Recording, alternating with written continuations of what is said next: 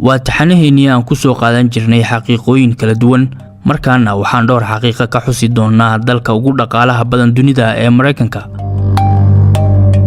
Mareykanka wuxuu Kanada la wadaagaa xadka ugu dheer. Waa labada dal ee xadka ugu dheer wadaaga marka la eego dalalka caalamka. Wuxuuna xadka labadan dal jiidan yahay ku dhawaad 9,000 kiiloomitir.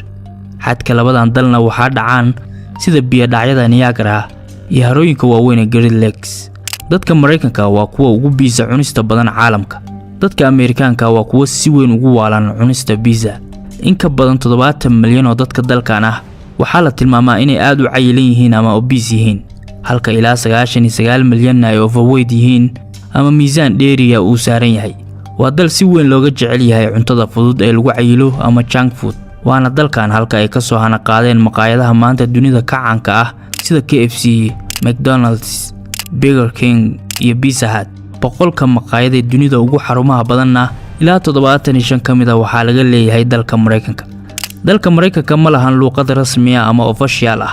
inta badan dadku waxay tilmaamaan luqadda dalka inay tahay English, laakiin dawladdu weligeed kuma dhawaaqin in luqadda Englishka tahay luqadda rasmiga ah ee dalka. inkastoo Mareykanku yahay dalka ugu weyn ee English lagaga hadlo, waliba marka la eego tirada dadka native ahaan ugu hadla, haddana luqadda Englishka si rasmi ah uma ahan luqadda officialka ee dalku leeyahay.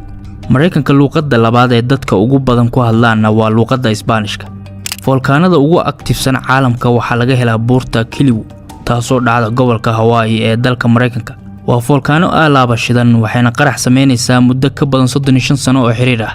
waqtiga ugu dheer oo aysan active ahaynna waxay ahayd intii u dhaxaysay 1934 ilaa 1952. xayawaanka dabar go'ay ee dinosaurka waxaa la tilmaamaa inuu dhulkan aad ugu badnaa. dalkaana ma ahan oo kaliya mid laga helay lafaha ugu badan ee dinosaurka ee sidoo kalena waa dalka laga helay noocyada ugu badan. intooda badanna raadadka dinosaurka waxaa lagu arkaa dhulka Sahara ah maadaama uusan ahayn dhul leh dhir qarisa raadka dinosaurka.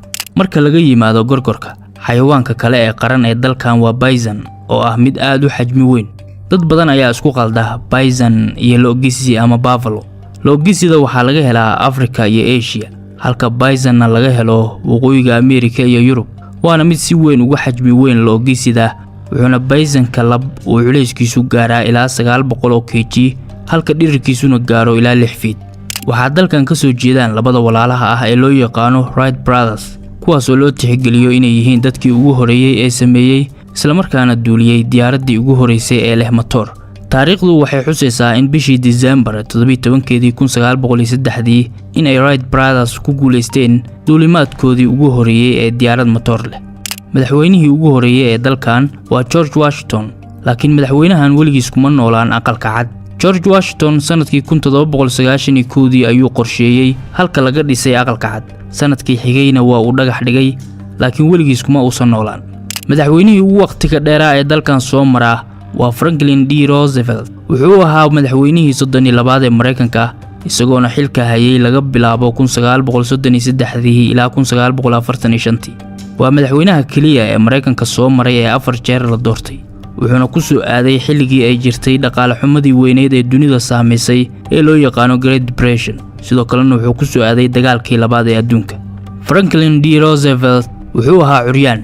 sanadkii 1921 isagoo 39 jir ah waxaa ku dhacay cudurka polio, wuxuuna cudurkan ka dhaxlay in ay lugihiisu naafoowaan, mana awoodin inuu si dabiici ah u socdo.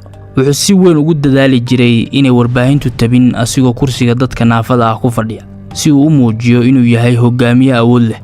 dalka Mareykanka madaxweynihii ugu waqtiga dheeraa ee soo mara, isla markaana hogaaminayay intii uu socday dagaalkii labaad ee dunida, wuxuu ahaa mid naafa ah. lacagta dollarka marka la eego, shakhsi waxaa jira aalaaba dadka muuqiisu yaqaanaan. malaha waaba shakhsiga u sababta ah in dollarka dadka qaarkiis dhahaan Abu Bidaar. shakhsigan waa Ben Franklin, waa qoraa, saynisyahan iyo siyaasi soo maray dalkan. wuxuuna ka mid ahaa aasaasiyaashii Mareykanka, waxaana si weyn loogu yaqaanaa doorkii uu ku lahaa halganka xornimada Mareykanka.